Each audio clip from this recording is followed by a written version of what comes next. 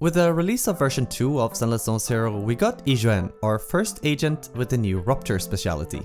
This is a new type of offensive speciality, joining the attack and anomaly agents as a damage focused role. Since we only have a single Rupture agent right now, and she's an Apex type agent just like Miyabi, I think it's important to set expectations for what future Rupture agents might and might not be able to do. Basing everything we think Rupture agents should be able to do on what Yixuan can do might not be completely fair to future agents, since she's clearly meant to be very strong, even compared to other agents. So what does it mean for an agent to have the Rupture Speciality?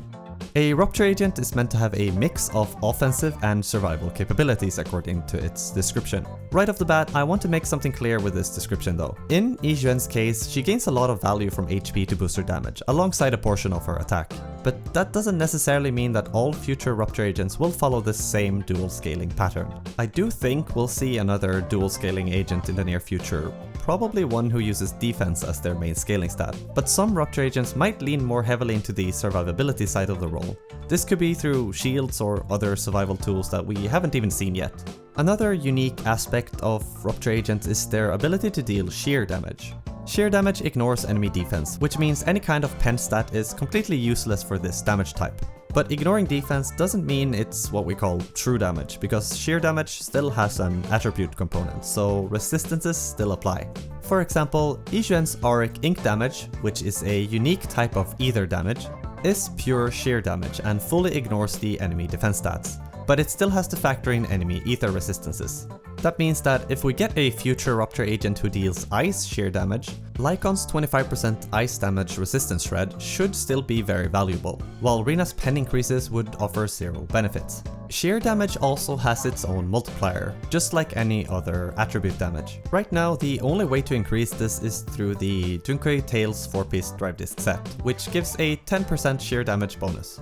But since Sheer Force has an attribute attached to it, it also benefits from other attribute bonuses. For Yixuan, this includes Nicole's additional ability or an ether damage disc in Partition 5. It's also worth considering that future Rupture agents might not deal pure sheer damage like Yixuan does. In her case, it's specifically stated in her core passive that Auric Ink exclusively deals sheer damage and uses Sheer Force for the damage multiplier. So we might see agents that only deal sheer damage through some of their attacks, with the rest of their kit relying more heavily on traditional attack-based damage.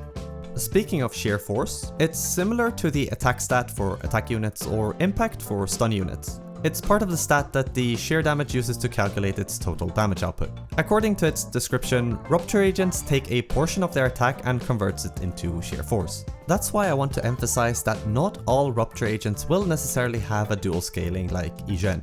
Her HP scaling comes from her core passive. It's not inherently tied to the sheer force stat. Also, something that's worth noting is that Yixuan's sheer damage scaling is 10% of her HP and 30% of her attack. This ratio doesn't have to be set in stone and may vary from agent to agent. So while 30% may seem low now, future agents could have a much higher attack to sheer force conversion rate.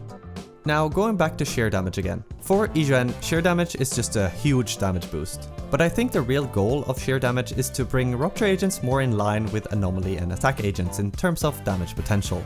What I mean is, even if a future Rupture agent doesn't have dual scaling like Yixuan, they could still do respectable damage while focusing on a stat like defense. That way the Rupture agent might have a lower damage stat overall, but the ability to completely ignore enemy defense means that they'll still hit kind of hard, especially when compared to other agents with a higher damaging stat. Since we don't have another Rupture agent to compare Yixuan to yet, some of the things I say in this video might end up being wrong in the long run. Once we know more, things could of course shift a bit, but since Yixuan is so overloaded in terms of damage and mechanics, I think it's important to temper expectations about what future Rupture agents might look like and what they'll be able to do. Of course, I hope I'm right about most of this stuff. It would definitely give me a bit of a confidence boost, but I'm totally open to being wrong about this stuff as well.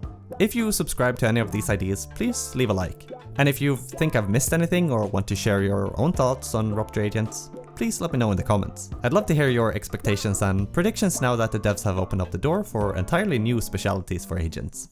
Anyway, thank you for watching, and I'll see you next time.